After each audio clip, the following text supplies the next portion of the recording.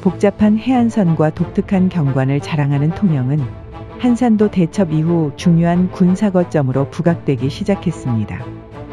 임진왜란이 끝난 이후 삼도 수군 통제영이 두룡포에 건설되고 경상우 수영이 함께 주둔하게 되면서 통영의 도시 역사가 시작되었습니다.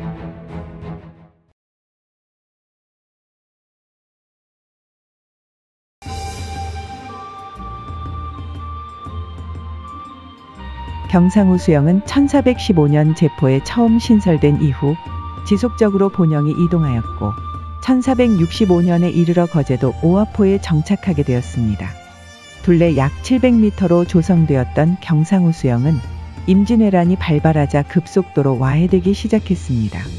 거제도는 일본군이 처음으로 진입한 부산포와 가까운 지역이었고 이곳에 경상우 수영의 수군기지가 밀집되어 있었기에 병력을 집결시킬 여유가 없었습니다. 경상우 수사 원균은 본영을 불태우고 거제도에서 철수할 것을 명령하게 됩니다. 이후 원균의 휘하장수였던 이운용이 전라좌 수영과 합류할 것을 강력하게 건의했습니다. 거제도의 일부 공간만이 일본군 수중에 떨어지게 되었고 전라좌 수영의 수군이 옥포에서 승리를 거두게 되자 아직 점령되지 않은 지역의 지휘관들이 전라좌 수영에 합류하기 시작했습니다. 그리고 전라우 수사 2억기까지 모두 합류한 조선 수군은 견내량에서 세계 해전사의 길이 남을 역사를 쓰게 되었습니다. 견내량에 모여있던 일본군의 함대를 넓은 바다로 유인하여 승리를 거둔 연합함대는 한산도 두억포에 주둔하게 되었습니다. 부산포 해전까지 이끌며 제해권을 장악한 전라좌 수사 이순신은 이미 파괴된 경상우 수영터에 더 크게 성을 쌓아 경상우 수영을 다시 세우게 되었습니다. 그리고 전라좌 수영의 본영을 한산도로 옮겨달라고 조정에 요청합니다. 견내량은 부산포에 있던 일본군 사령부에서 수로를 통해 조선의 내로 진입하는 공간의 시작점이었기 때문에 한산도 일대는 제해권을 장악하기 유리한 지역이었습니다. 이에 조정에서는 삼도 수군 통제사라는 직책을 새로 구성하고 초대 삼도 수군 통제사로 이순신을 임명하게 되었습니다.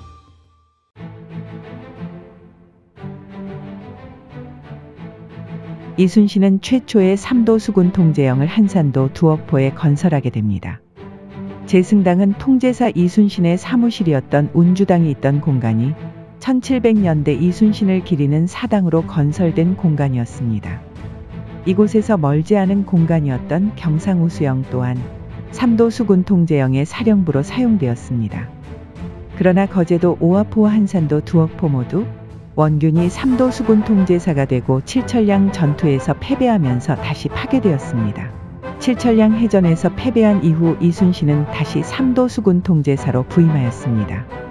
명량해전을 승리로 이끈 삼도 수군 통제영의 함대는 고군산도를 거쳐 목포 고화도에서 80일간 임시로 주둔하였다가 고금도의 통제영을 건설하면서 전쟁을 마무리하게 됩니다. 고금도 통제영은 고금도의 가장 동쪽에 위치한 공간에 건설되었습니다. 현재에는 덕동마을이라는 이름의 평범한 어촌마을이 자리 잡고 있습니다.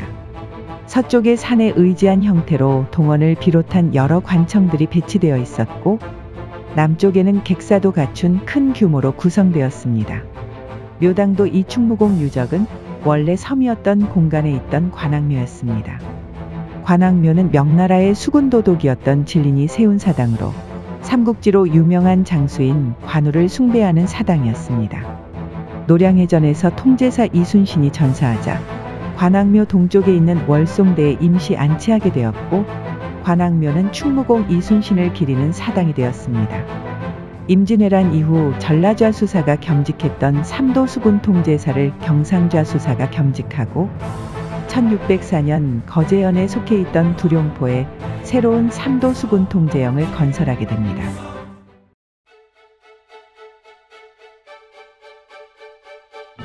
경상우 수사가 삼도 수군 통제사를 겸직한 것은 임진왜란의 경과를 답습한 결과였습니다. 일본과 가장 가까웠던 경상좌 수영보다 조금 떨어진 공간이며 병력 규모가 크고 많은 관할 지역이 존재했던 경상우 수영이 수군 중 가장 중요한 공간이라는 인식 때문이었습니다. 삼도 수군 통제영으로 지정된 초기에는 사령부의 건물들이 우선 건축되었습니다. 1605년 세병관이 건설되면서 공간의 중심이 되었고, 세병관의 동쪽은 내하와 운주당을 비롯한 여러 기능을 담당하는 관청이, 세병관 서쪽에는 공방과 창고 건물이 건설되었습니다. 성곽은 약 70년 뒤인 1678년 건설되었습니다. 구릉지를 따라 성곽을 조성하였고, 서쪽과 동쪽, 북쪽의 구릉지를 활용하여 표루를 조성합니다. 원래 표시한다는 의미의 표루였지만 이후 펼쳐진다는 의미인 동포루, 서포루, 북포루로 변경되었습니다. 전선이 정박하기 위해 진입하는 공간에는 동파수, 서파수라는 초소가 있었습니다. 좁은 수로에는 간문이 배치되어 있었습니다. 배를 정박하면 바로 남문으로 진입할 수 있는 동선이며 많은 병력이 빠져나갈 수 있도록 앞문이 배치되어 있는 것이 특징입니다. 남문에서 북쪽으로 진입하면 망일로와 세병관으로 바로 통과하는 공간이었습니다. 통제영은 거대한 해안도시 형태로 성장했으며 조선시대 당시에도 이미 미륵도까지 민가가 펼쳐져 있는 형태였습니다.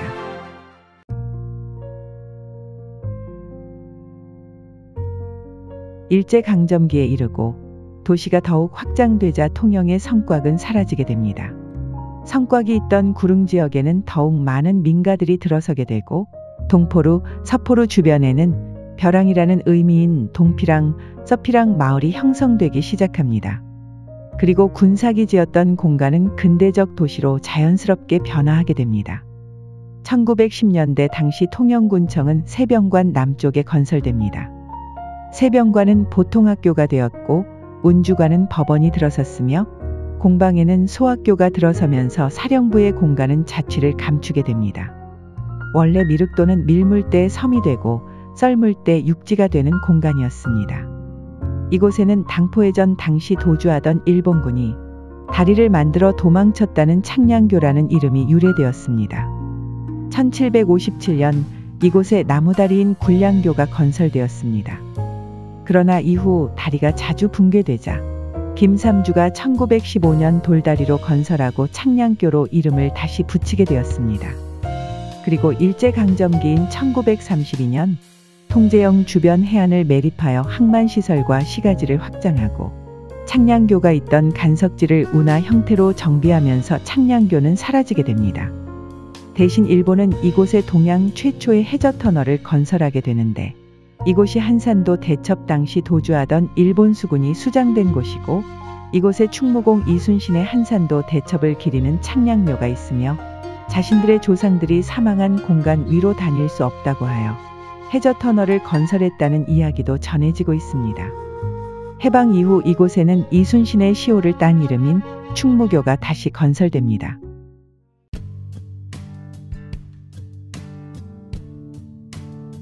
통영은 지역 곳곳이 다양한 모습을 보여주고 있었습니다. 그리고 이러한 경관은 문학에 큰 영감을 주게 되었습니다. 박경리, 김춘수, 유치환 등 거장들이 일제강점기에 출생하여 통영에서 성장했습니다.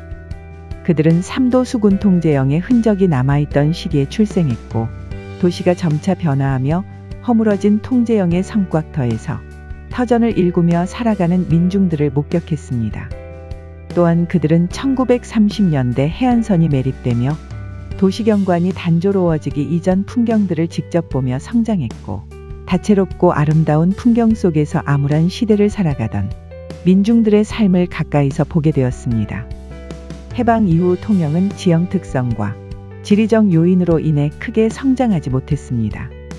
그러나 한려수도의 시작점이며 임진왜란 당시 재해권이 조선의 품으로 돌아오면서 국난을 극복했던 공간이었습니다. 군사적 요충지로 중요성이 인정된 뒤 도시가 조성되었고, 독특한 경관이 형성되면서 큰 변화 없이 현재에 이르게 되었습니다.